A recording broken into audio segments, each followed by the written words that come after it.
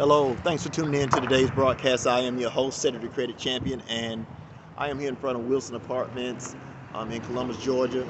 As you can see, the projects in back of me. I was just thinking about a story I'm going to share with you, but before I do, I want you to go ahead and subscribe to the channel, like the video, and also share the video with a friend.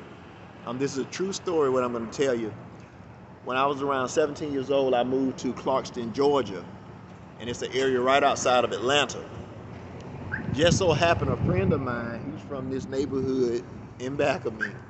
We used to shoot basketball right across the street at Rose Hill Park. And he used to teach me how to dunk.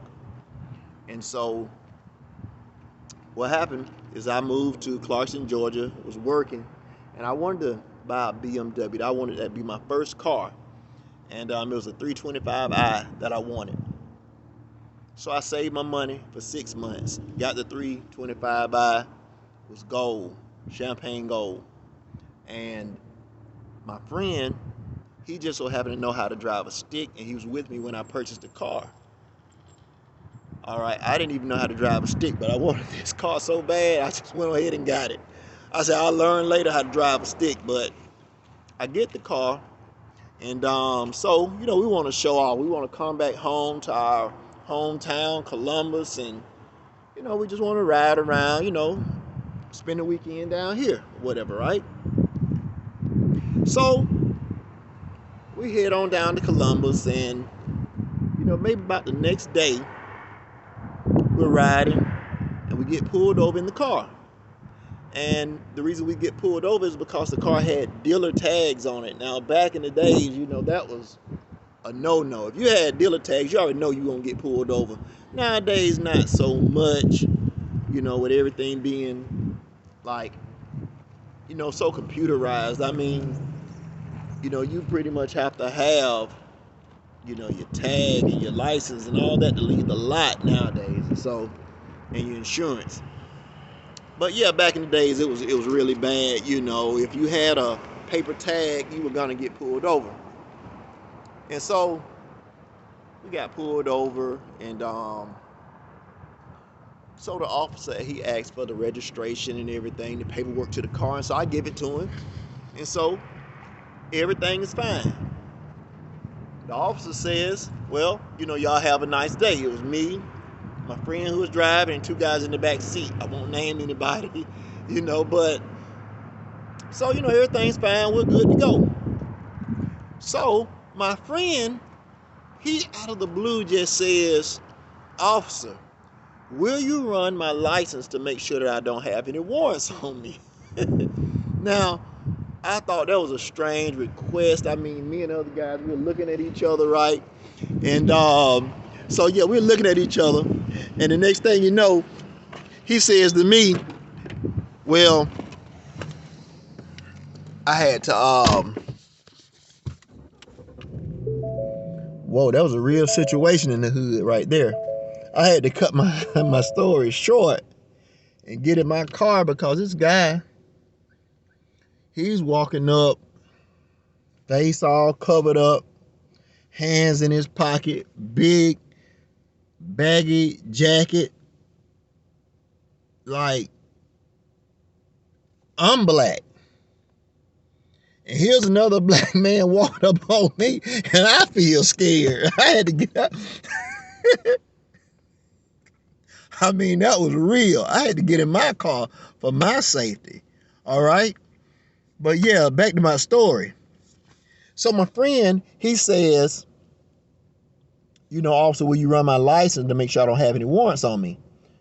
So the officer's like, okay. So the officer goes and he runs my friend's license, and he comes back to the car. And he says, sir, will you step out the car? So my friend is like, for what? And the officer tells him, he says, you have a warrant on you. So a warrant was issued for child support on my friend, and he knew nothing about it because he didn't stay in this city anymore. We were living out of town. But yeah, he had a child support warrant on him. And so they ended up taking him to jail. Now, That was crazy. I mean, we were looking at each other in the car like, why did he say that?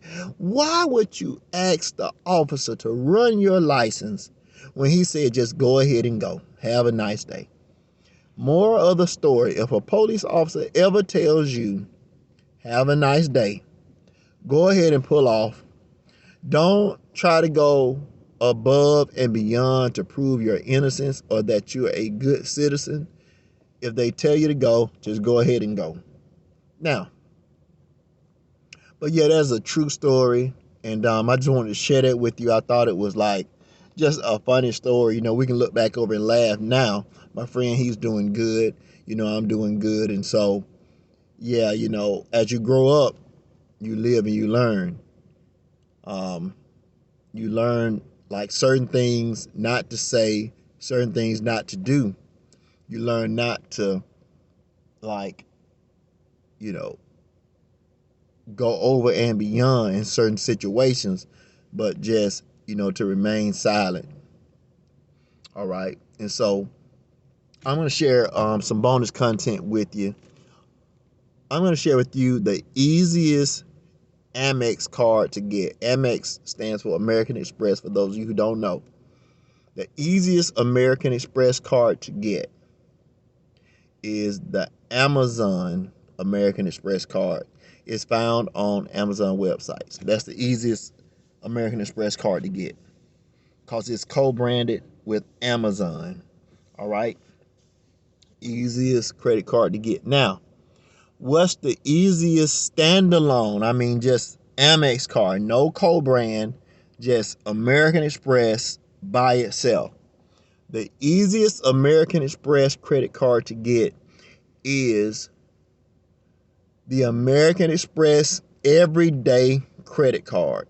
That is the easiest American Express credit card to get. So, if you're looking to get a credit card, get the personal American Express Everyday Credit Card.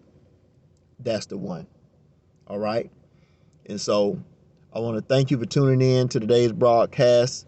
Remember to like the video, share the video with a friend, and also subscribe to the channel. Your subscriptions, they really help the channel. Your likes help the channel. You sharing the video helps the channel. All right? And so I'm going to be sharing more content in the days to come. I hope everyone's having a wonderful new year. We're just starting 2022. So stay motivated, stay encouraged, and know that your best days are yet to come. All right. Thanks again. This is Cedric the Credit Champion encouraging you to stay motivated. Have a good day.